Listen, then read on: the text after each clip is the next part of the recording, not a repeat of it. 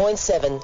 15 minutes after 8, it is on the Power Breakfast. So a significant day yesterday, a historic day yesterday, as the President, Cyril Ramaphosa, signed into law the South African Sign Language Bill at a ceremony at the Union Buildings in Pretoria. This follows the National Assembly approving an amendment of Section 6 of the Constitution that was on the 2nd of May to include South African Sign Language as an official language. The President says that recognition of South African Sign Language as a 12th official language is an important step towards the realization of the rights of persons who are deaf or hard of hearing.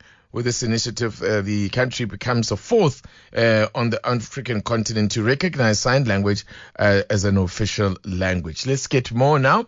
I have on the line a student who is a hearing impaired student, Vianka Gounden. Good morning to you, and thank you so much for joining us. Good morning. Thank you so much for having me.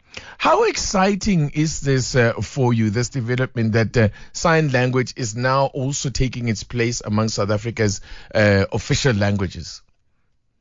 As a hearing impaired student, it's such a memorable and exciting occasion. I feel like all of us from our community feel such a sense of inclusivity, and we feel like we've been heard through our needs and struggles as hearing impaired people. Now, just talk to us and let us understand, from a lot of us who are ignorant about sign language. And I describe it as South African Sign Language, which implies, of course, that sign languages come in different forms. Do we only have one form of sign language in South Africa? In South Africa, I think it's mostly South African Sign Language. And as countries differ, there are other types of sign language. But I think having a specific type of sign language in South Africa is so important because it lays a common ground for all of us to be able to learn the same language. And I think the most important thing about it, though, is that there is an expectation that provision will be made, and particularly in all spheres of government and in our schools. I think we'll move in that direction as well, that sign language should be recognized and be provided for. Yes, I completely agree. I'm so glad that provisions are going to be made and progress can be monitored of people learning the language. And it's definitely going to bring such beneficial impacts to people of our community as well as people of other communities as well. Tell us about the challenges that you have experienced thus far.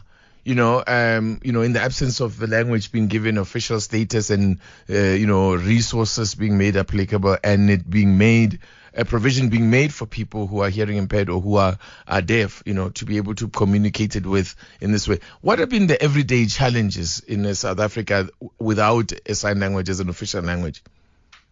Okay, so sign language would definitely reduce the challenges. Personal challenges that I have faced is obviously like at the malls when, there's a lot of outer noise and I'm just trying to communicate with one person and it's really hard to get my point through, as well as in big lecture venues at university.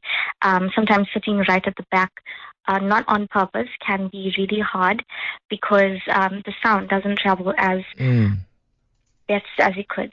And when we speak of hearing impairment, I mean, I'm talking to you now, and it sounds like I'm talking to anybody else for that matter. So there's various degrees, I would imagine, when just in the same way as sight is concerned. Just explain to us how that works, because as I'm saying, you sound like you can hear me perfectly. Yes. So thankfully, I've been able to have hearing aids from the time I was in grade 10. Initially, when I was diagnosed with my hearing impairment, it wasn't possible, but then I was able to get it after that. And so it differs. Some people are able to use a single hearing aid. Some use bilateral hearing aids like myself, and that uses a transmission and speaker system. And some people are completely hard of hearing, which means they're deaf in both ears.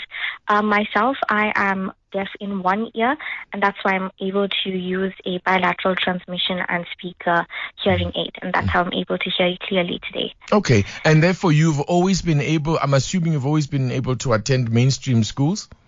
Yes. Okay, that's exciting. That's very interesting. Thank you so much. I think we're all going to learn. We are required to. It's just another language that we have to add to our repertoire. So, as for you, Vianka, how many languages does this take you up to? How many of the official languages are you comfortable with now? I'm definitely going to add this to my list of languages. I already speak 6 languages, so I'm definitely going to learn this. Yes. I'm so impressed. Thank you so much, Vianka. I appreciate your time this morning.